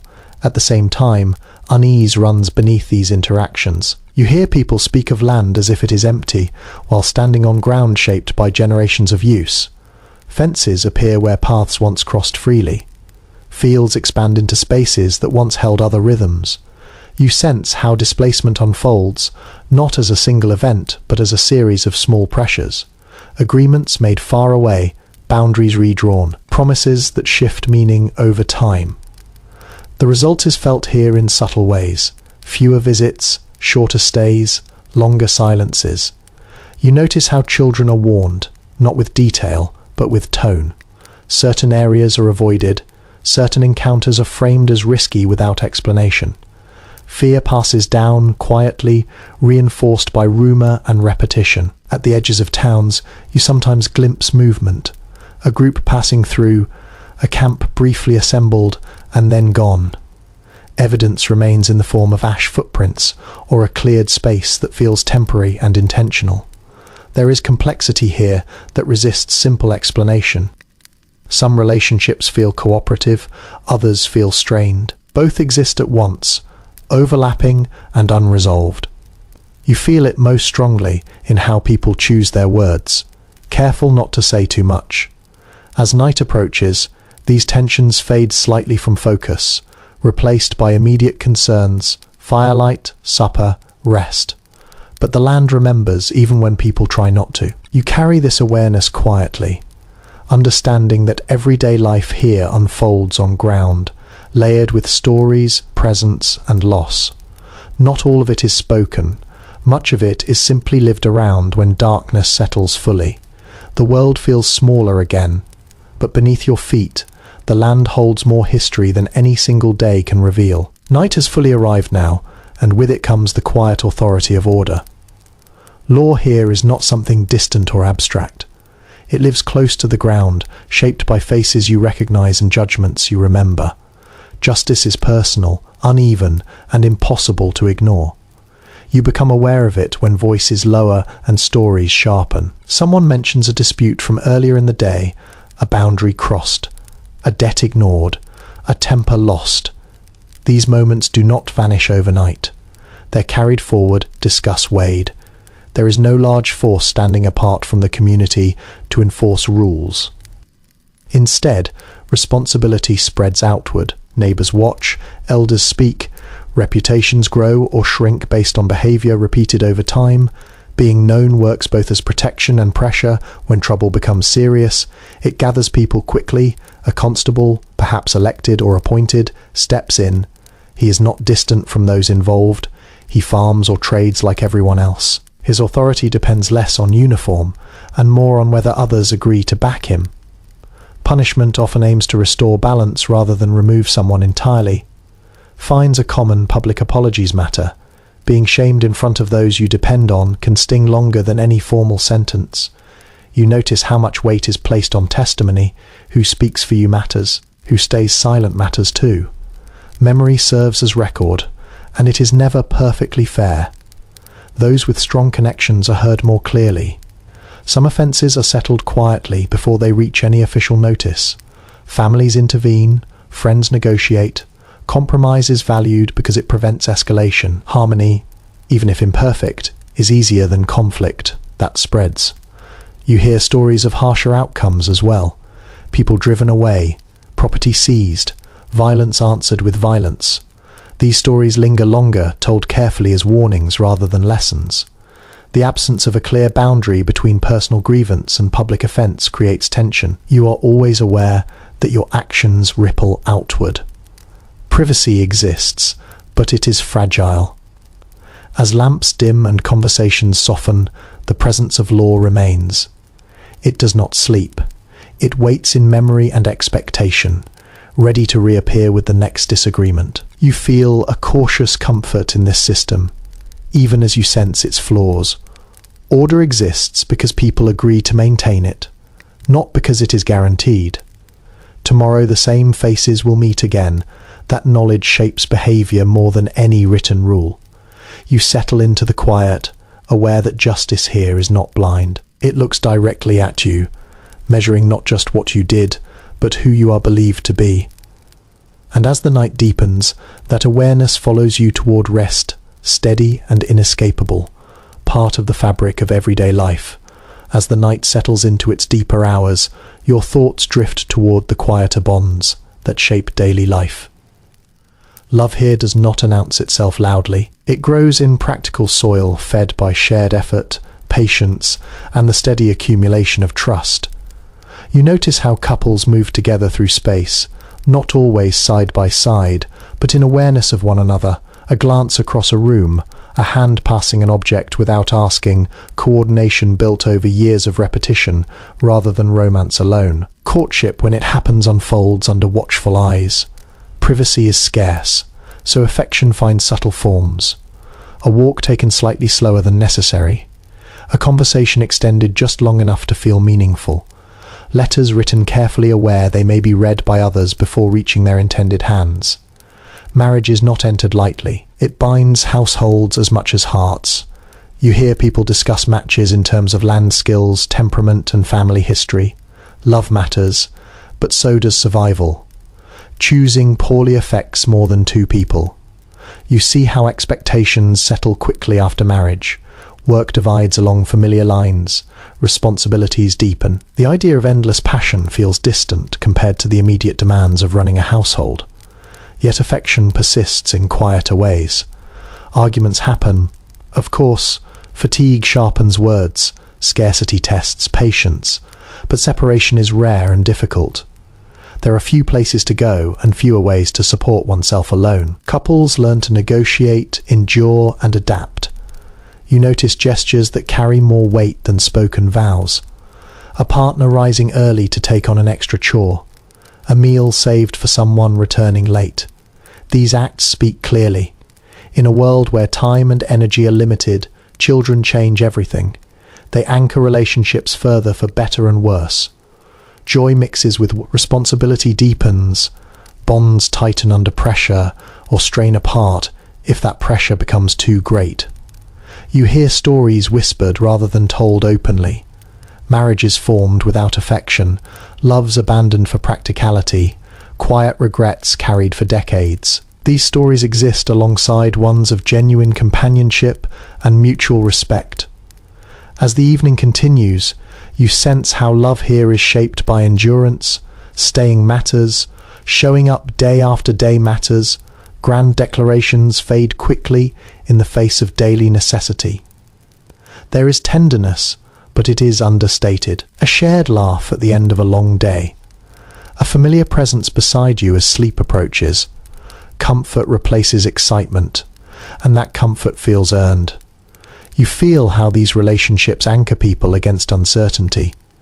When crops fail or illness strikes, partnership becomes protection. Facing hardship together feels less frightening than facing it alone. As lamps are extinguished one by one, couples retreat into shared spaces. Beds are shared not just for closeness, but for warmth and efficiency.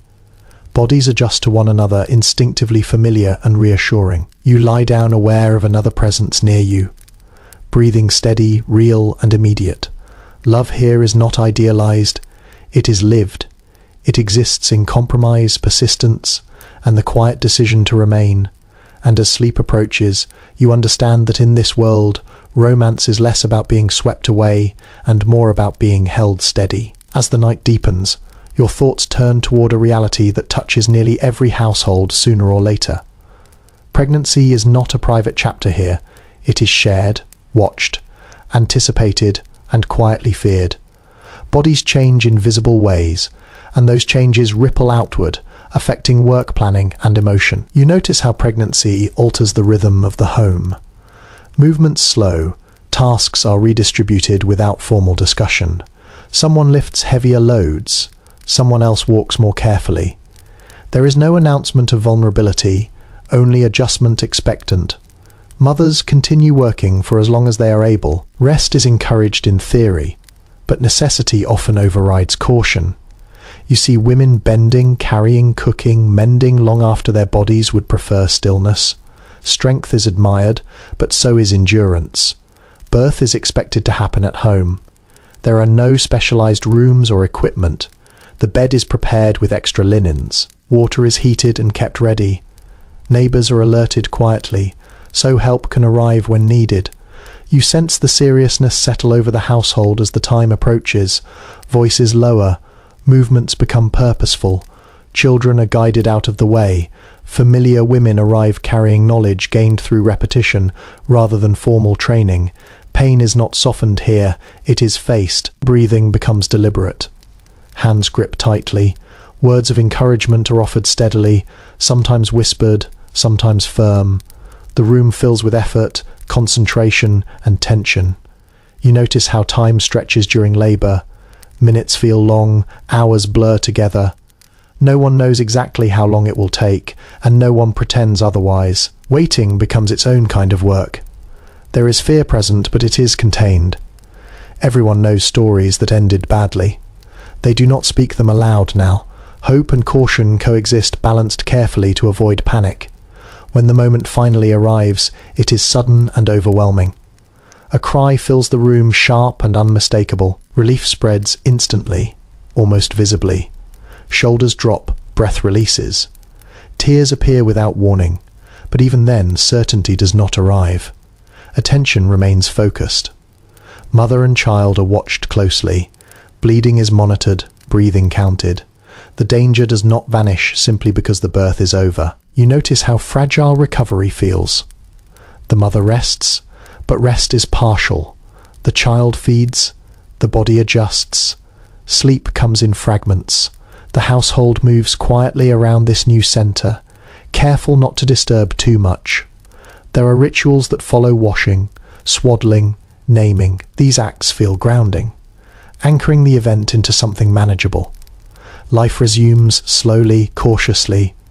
You are aware of how common this experience is and how unpredictable its outcome can be.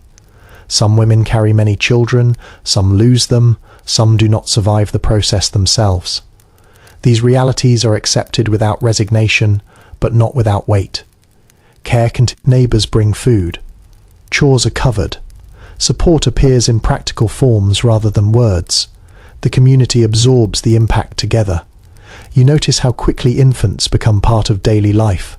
They're carried, fed, soothed while work continues. There is no long pause. Life rearranges itself rather than stopping. As the night grows quiet again, the household settles into a new configuration. Breathing patterns change, sounds adjust. Another presence joins the rhythm of sleep and wakefulness. You lie back, aware of how close life and risk move together. Here, birth is not celebrated lightly. It is respected, endured, and folded carefully into the ongoing work of survival. And as rest finally takes hold, you understand that bringing life into this world requires not just hope, but courage, patience, and a community ready to hold the consequences together. The house grows quieter now, but it is not peaceful in the way you might expect. Silence here is familiar, shaped by absence as much as rest. Death is not a stranger in 1820 America. It moves through households often enough that people learn how to make space for it without letting it consume everything. You notice how matter-of-fact the signs are. Black cloth draped quietly, voices softened rather than silenced, work adjusted, not stopped, losses acknowledged. But life insists on continuing alongside it. When someone dies, it usually happens at home. Beds that held sleep and sickness now hold stillness. Windows are opened slightly. Mirrors are sometimes covered. These small actions feel ritualistic even when no one explains them. The body is washed and prepared by family or neighbours. Hands move gently, respectfully. This work is done with care but without spectacle. Touch remains important even after life is gone. You sense how grief expresses itself differently here. There is crying, yes, but also long stretches of quiet. People sit together without speaking. Shared presence matters more than words. Sorrow is heavy, but it is carried collectively. Children are not always shielded from this. They see death up close. They ask questions that adults answer honestly or deflect gently, depending on what they can bear. Fear and familiarity grow side by side. Burial follows quickly. There is little time for delay. The ground is prepared. A simple coffin is built if one does not already exist. The ceremony is brief. You notice how often graves are close to home. Churchyards, family plots. The dead remain part of the landscape. People walk past them, regularly acknowledging their presence without ceremony. Mourning lasts longer than the funeral. Clothing darkens. Social activities pause.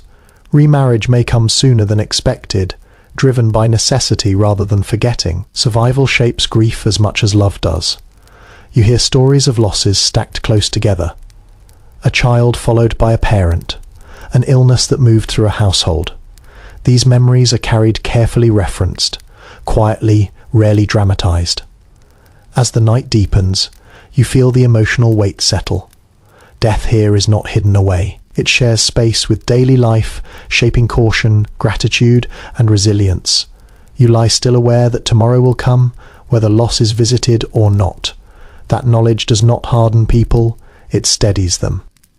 Rest arrives slowly layered with memory and acceptance, and as sleep finally takes hold, you sense how the nearness of death gives shape to how carefully life is lived. When morning returns after a night like this, it arrives differently depending on the season.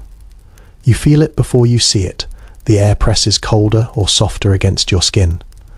Light comes earlier or later, shifting the shape of the day before you've done a single thing. Seasonal change is not background scenery here. It is an active force that reaches into mood, labour and expectation. You wake knowing what time of year it is without checking anything. Your body tells you, so does the smell in the air, the quality of light, the sound outside. In winter, the house holds cold stubbornly. You rise reluctantly, fingers stiff breath visible indoors until the fire is coaxed back to life. Every task takes longer. Water must be broken free from ice. Animals move slower. Your own patience thins in summer. The opposite happens. Light floods the world early and refuses to leave. Work stretches longer because it can. Sweat becomes constant. Sleep shortens, tempers flare more easily under heat and exhaustion. Spring brings uncertainty, mud everywhere. Tools clog, plans shift daily as weather changes its mind. You learn flexibility whether you want to or not. Optimism appears cautiously paired with memory of late frosts and ruined starts. Autumn feels different altogether. The air sharpens, the light turns golden. Urgency creeps in quietly. This is the season of counting, storing, finishing what must be done before cold arrives. Satisfaction and anxiety sit side by side. You notice how emotions follow these changes. Winter tightens people inward. Summer loosens tongues and tempers. Spring fills conversations with plans. Autumn brings reflection. The calendar lives in the body as much as on paper. Work adjusts constantly. Some tasks vanish for months. Others dominate briefly and then disappear. You feel the relief when a seasonal burden ends and the pressure when another begins. Clothing shifts, layers added or removed, fabrics chosen carefully. A coat taken out of storage signals more than cold. It signals endurance ahead. You hear people speak of time differently now. Not in dates, but in markers before planting, after harvest, when the river froze, when the thaw came early. Memory organizes itself around weather rather than years. Fatigue takes on seasonal character. Winter weariness feels heavy and dull. Summer exhaustion feels sharp and restless. Both shape how you think, how you speak, how you treat others. As the day unfolds, you sense how deeply the natural cycle governs everything. There is comfort in its predictability even when it brings hardship. Change arrives whether invited or not, but it follows a pattern you have learned to live within by evening. The season asserts itself again. The fire is built larger or smaller. Windows are opened or shut. Meals adjust, sleep comes earlier or later without discussion. You settle into rest, aware that tomorrow will feel slightly different, not because anything dramatic will happen, but because the world itself is always in motion around you. You said, use more diverse expressions. Do not repeat them continuously in sections. A mainstream historical fact. Historians still argue whether a quirky tidbit scholars still debate. Debate Chat GPT said, understood, I am aligned with you, and I will keep that cadence completely dissolved going forward. No detectable fact beats no academic signalling, no patent insertions of any kind, just lived experience carried forward naturally as the day continues to soften. When you are ready, say continue, and I'll deliver section 28 in that fully immersive pattern, free flow. By the time the day loosens its grip, you feel it in your bones. Not just tired, but used muscles carry a low hum of fatigue that never quite goes away. And yet somewhere inside that heaviness, a small pocket of ease opens up. This is leisure as it exists here. Not planned, not prolonged, but deeply felt. You take a seat wherever sitting is possible, a low bench, a step, the edge of a bed that has already served 3 other purposes today. The act of stopping feels deliberate, almost ceremonial. You let your hands rest in your lap. You notice how warm they feel compared to the cooling air around you. Others do the same. No one announces that work has ended. It simply thins out. Movement slow. Tools are put away carefully, not rushed. There is satisfaction in that alone, in knowing you have done what needed doing and lived to the other side of it. Someone nearby stretches and exhales loudly, not apologizing for the sound. Another rubs their shoulder absently. These small gestures pass without comment. They are understood. Leisure here does not mean escape. It means relief. You are not transported to another world. You are allowed to stay in this one without effort for a short while. You notice how conversation changes. It drifts. There is less urgency. Stories wander without needing to arrive anywhere. People speak about small things. Something amusing that happened earlier. A memory that surfaced unexpectedly during work. These moments feel lighter because nothing is being decided. You might find yourself whittling without purpose, shaving thin curls of wood that fall to the floor and remain there. The hands stay busy, but the mind softens. Or you mend something that does not truly need mending yet, just because the repetition feels grounding. Children linger nearby, still awake longer than they should be. They listen more than they speak now, content to be near rather than involved. Someone eventually notices their drooping eyes and gently redirects them towards sleep. The fire settles into a steady glow. It no longer demands attention. It gives warmth without effort.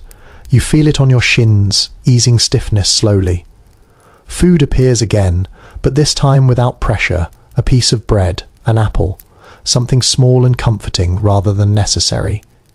Eating now feels indulgent in the best sense. You savor it without thinking about tomorrow's supply. There is laughter, brief and unguarded, not loud enough to disturb, just enough to release tension. It comes and goes easily, no one forces it.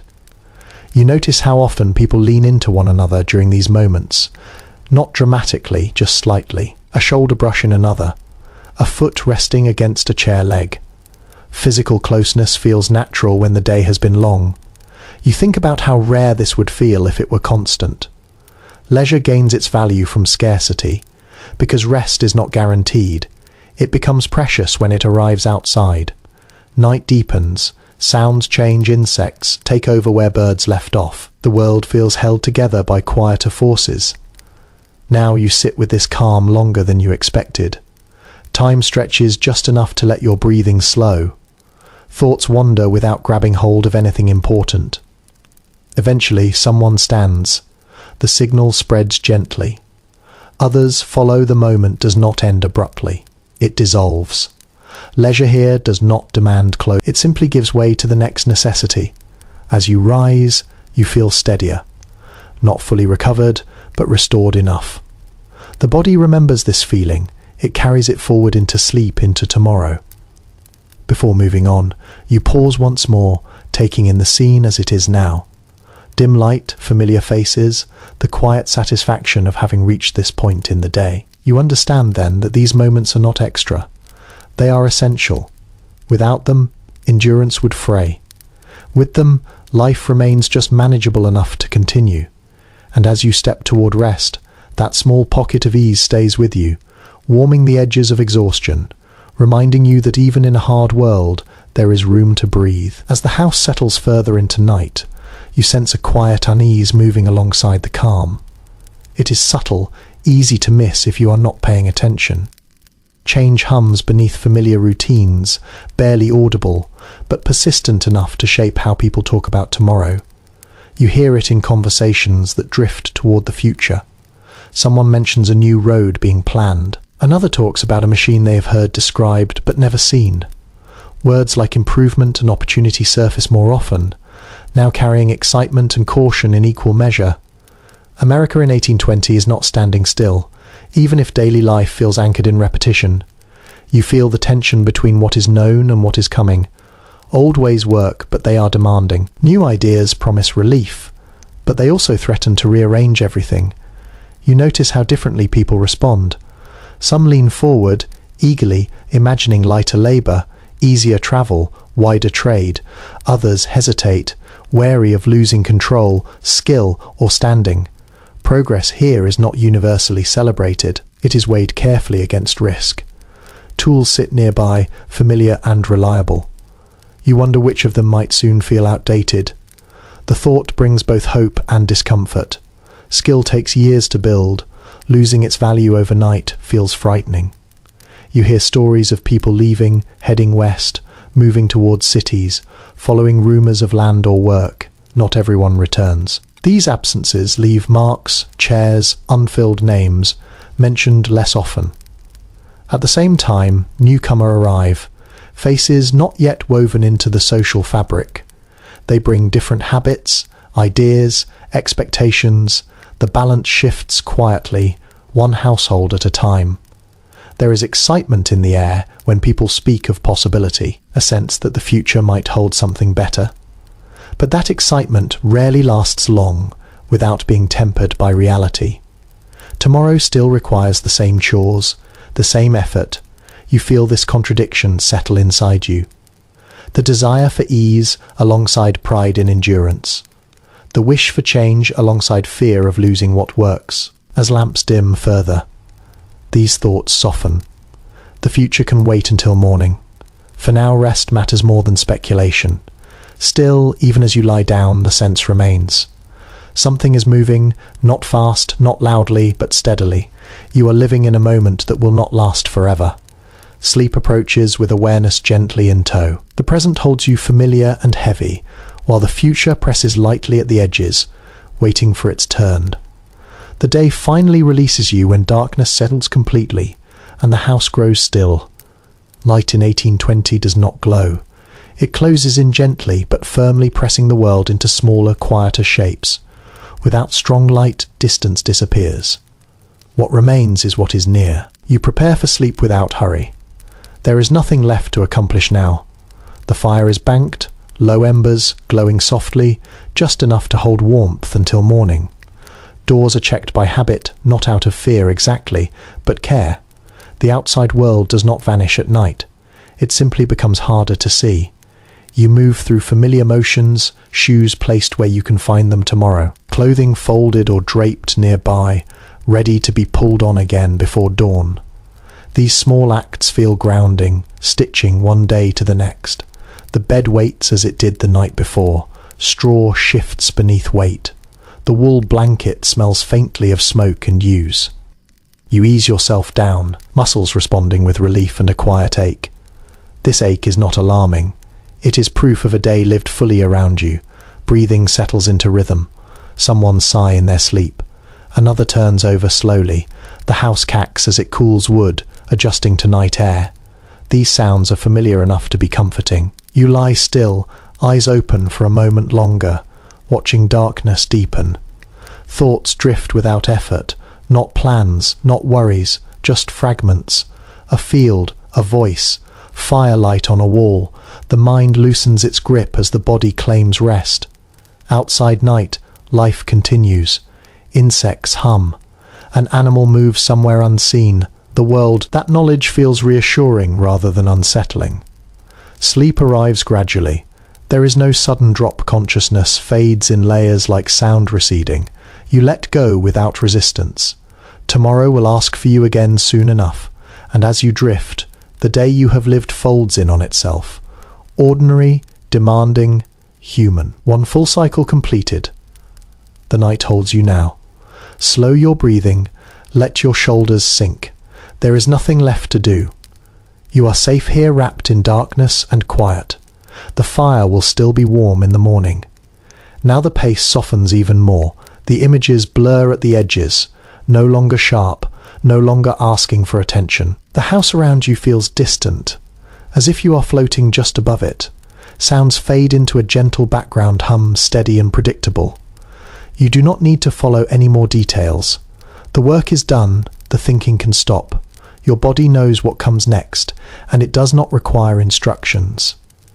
Each breath feels slower than the last. Air moves in and out easily without effort. Muscles release one by one. Jaw, hands, legs. The weight of the day slips away. Not all at once, but enough. If thoughts appear, you let them pass without holding on, like shadows crossing a wall, present then gone. There is no need to solve anything now. You are allowed to rest fully deeply. The world of 1820 fades behind your closed eyes, leaving only the sensation of warmth, stillness, and time stretching gently forward.